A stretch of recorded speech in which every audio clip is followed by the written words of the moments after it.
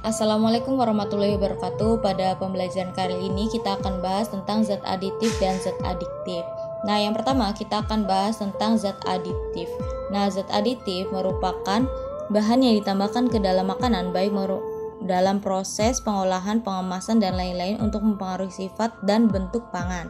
Tujuan pemberian zat aditif itu untuk mempertahankan nilai gizi, menambah daya tarik makanan, mutu stabilan makanan tetap terjaga untuk konsumsi sebagian orang, dan agar penyimpanannya lebih lama.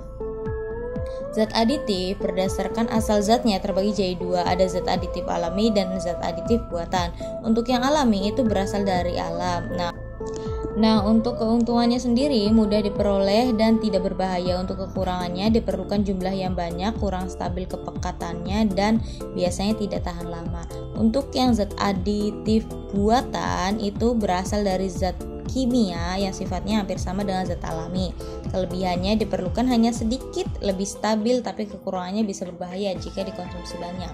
Nah, untuk zat aditif berdasarkan fungsinya dibagi lagi nih, ada zat pewarna, zat pemanis, zat pengawet, zat penyedap, zat penambah aroma, dan juga zat pengemulsi dan pengental.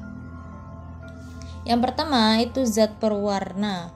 Zat pewarna adalah bertujuan memberikan warna pada makanan agar lebih menarik. Nah, di sini ada pewarna alami dari sayur-sayuran atau buah-buahan. Di sini ada kunyit dan lain-lain. Kelebihannya lebih sehat, kekurangannya mempengaruhi rasa dan bau, warnanya mudah rusak saat dipanaskan, dan lain-lain. Untuk yang buatan ini zat-zat kimia, kelebihannya lebih murah, praktis, warnanya lebih banyak, dan tidak mudah rusak saat dipanaskan. Tapi kekurangannya bisa berbahaya.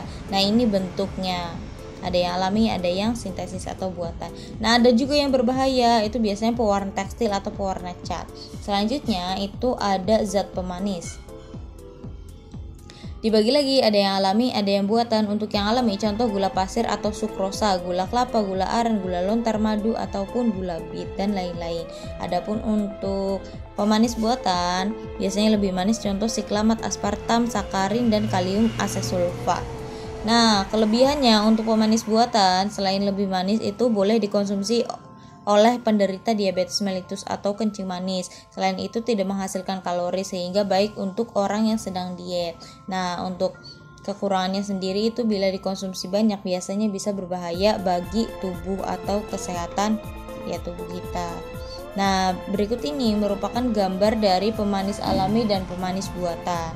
Nah, kalau pemanis alami salah satunya ada di sini, ada madu, kayu manis, gula tebu, gula merah, dan lain-lain. Untuk yang buatan itu biasanya di warung bentuknya kayak gini, kamu sering lihat, pasti itu contoh dari siklamat. Selanjutnya zat pengawet. Zat pengawet itu berfungsi menghambat kerusakan makanan dikarenakan mikroorganisme. Zat pengawet ada yang alami, contohnya bawang putih, cuka, kayu manis, keluak, daun gambir, dan lain sebagainya. Adapun untuk zat pengawet buatan, di sini ada tabelnya, silakan ditulis. Ada asam benzoat, natrium benzoat, dan kalium benzoat, dan lain-lain. Biasanya sirinya ada kata-kata benzoat, itu yang paling sering digunakan. Nah, untuk teknik lain bisa dengan fermentasi, pengasinan, pembekuan, pengeringan, dan lain sebagainya. Untuk zat pengawet. Nah, ini contoh gambarnya zat pengawet yang biasa dijual dan diperbolehkan untuk zat aditif makanan. Nah, selanjutnya zat penyedap untuk meningkatkan cita rasa makanan. Ada zat penyedap alami, contohnya ada bawang merah, bawang putih, garam, cengkeh, pala, merica, kunyit, ketumbar, serai, dan lain-lain. Adapun untuk penyedap buatan, salah satunya yang paling terkenal itu ada micin atau MSG atau monosodium glutamat, ester, vanilin, amil asetat, dan lain-lain. Di sini ada contoh MSG, ada Royco, Masako, dan lain-lain. Nah, di sini ada gambar juga perasa buah. Jadi kalau mau ditambahin rasa apa bisa ditambahi bahan-bahan yang ada di situ. Nah, selanjutnya ada pemberi aroma atau perisa. Kalau tadi perasa, kalau sekarang perisa ya, penambah aroma. Yang alami contoh ekstrak buah-buahan, ada ekstrak buah nanas, anggur, minyak astiri, dan lain-lain. Untuk yang buatan ini ada nama-namanya, ada aroma apel, nanas, pisang, amun, vanili, dan lain-lain itu. Adapun contoh Untuk barangnya kamu bisa lihat di sini, biasanya diperjualbelikan di warung dan lain sebagainya. Ini boleh digunakan tapi hanya sedikit saja, tidak boleh berlebihan untuk penggunaannya. Semua untuk zat aditif. Selanjutnya ada zat pengental dan zat pengemulsi. Untuk pengental itu sendiri untuk menstabilkan, memekatkan dan lain-lain. Contohnya ada pati, gelatin, agar-agar. Untuk pengemulsi itu zat yang bisa menggabungkan antara bahan yang berlemak ataupun yang berair sehingga bisa tercampur dengan baik. Contohnya ada kedelai dan kuning telur yang digunakan untuk pembuatan mayones dan mentega sehingga lemak dan airnya bisa tercampur dengan rata. Nah, selanjutnya ada yang disebut dengan zat adiktif. Zat adiktif sendiri merupakan zat-zat yang apabila dikonsumsi itu bisa menyebabkan ketergantungan atau adiksi sehingga ingin terus atau ketagihan untuk menggunakannya lagi. Berdasarkan pengaruhnya dibagi jadi 3, ada stimulan, depresan, dan halusinogen.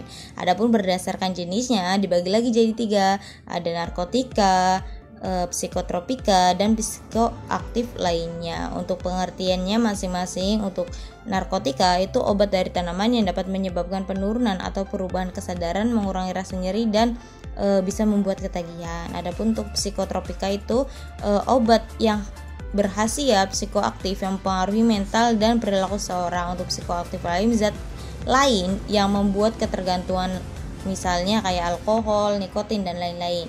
Zat adiktif berdasarkan pengaruhnya pada tubuh ada stimulan, meningkatkan gejalanya, tidak merasakan lelah, meningkatkan detak jantung, laju nafas, dan tekanan darah, semuanya naik. Contoh kafein, nikotin, kokain, metamfetamin, dan lain-lain. Nah, untuk depresan itu kebalikannya, menurun, menghambat segalanya. Contoh, menurunnya kesadaran, jadi pingsan, mengantuk, menurunkan tekanan darah, detak jantung, dan otot jadi rileks. Contoh, ada asam barbiturat, alkohol, dan lain-lain. Untuk halusinogen, membuat halusinasi, membuat pengguna zat ini biasanya mendengar atau melihat sesuatu yang sebenarnya tidak nyata atau berhalusinasi ya. Contoh ada LSD atau LSA. LSD itu yang paling berbahaya biasanya. Nah, untuk narkotika sendiri terbagi menjadi 3 golongan. Ada golongan 1, golongan 2, golongan 3. Yang paling parah itu golongan 1 yang paling berbahaya dan sangat membuat ketagihan. Contohnya ada ganja, heroin, kokain, morfin, dan opium. Itu. Nah, morfin ada di golongan 1 dan 2. Nah, untuk contohnya sendiri di sini bisa dilihat gambarnya, ada gambar ganja, morfin, dan lain-lain. Golongan 2 ada morfin, beta-metadol, dan lain-lain. Golongan 3 ada kodein dan turunannya. Nah, pada zaman Perang Dunia II, morfin itu digunakan sebagai obat penghilang rasa sakit. Kan biasanya orang yang perang itu kena bom lah atau tembakan dan lain sebagainya. Nah, menggunakan zat ini nih untuk menghilangkan rasa sakit untuk para tentaranya gitu.